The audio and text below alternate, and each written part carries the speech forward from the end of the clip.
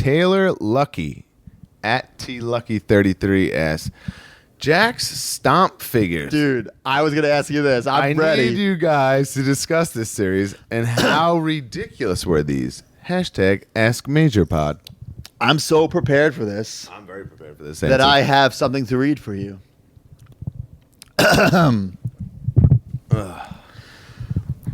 Washington, D.C. Rumors surfaced over the internet suggesting that an elite corpse of the World Wrestling Federation may be responsible for devastating anti-terrorist attacks around the world.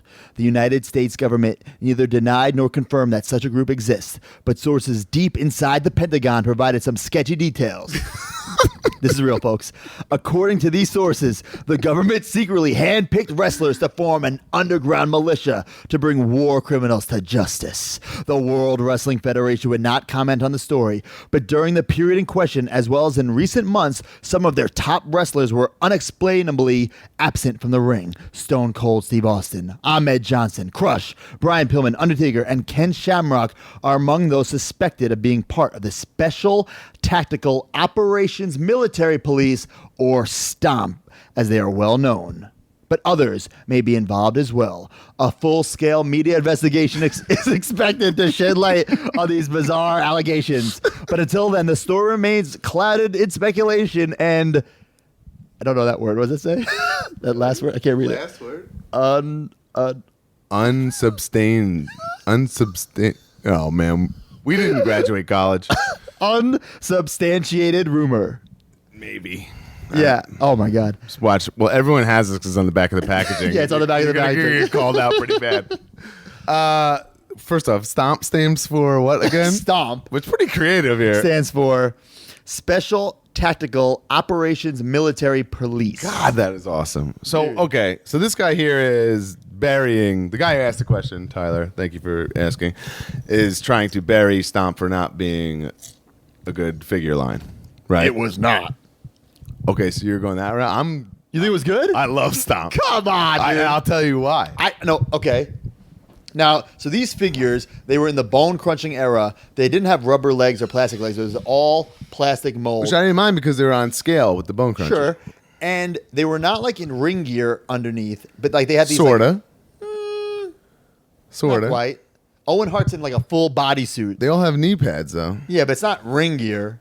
It could pass. Nah, on some people, maybe. I'll give you You're that. pretending Mr. Perfect Sonny, but you're not letting these guys. Well, these figures, like, okay, so they came with like these chest protectors, and they came with the first series came with guns. The second series, knives. Yeah, I did a storyline where Crush stabbed somebody because I had a knife accessory. The second series, they were like underwater. It was great. And then the third series, they were in space. Okay. So we're getting real deep here. Oh, boy. I'm going to tell you why I love this series. Brian Pillman. Well, okay, that goes without saying. Brian Pillman's first WWE figure, correct? Right. And that was the one that kind of looked like he was in ring gear underneath. It was passable for sure. I remember getting that at Tri-County Flea Market in Levittown. That's still there, and there's still a dude that sells like sports stuff and figures. Anyway, so this is why I love that set. So when that set came out, I was like, of course I'm going to get these. I'm a huge... Sure. No, I have them all. Yeah, huge WWE fan. I have to get these. And I was like, what do I do with these guys? So I concocted, like, I would play like Monday Night Raw. I'd write Monday Night Raw, act it out, play with it. And then when that would go off the air, a Thunder in Paradise-esque show starring Stone Cold Steve Austin, I would use all the STOMP guys for that. Damn. And I loved it. And that's how I played. Like, so for a while I was doing that.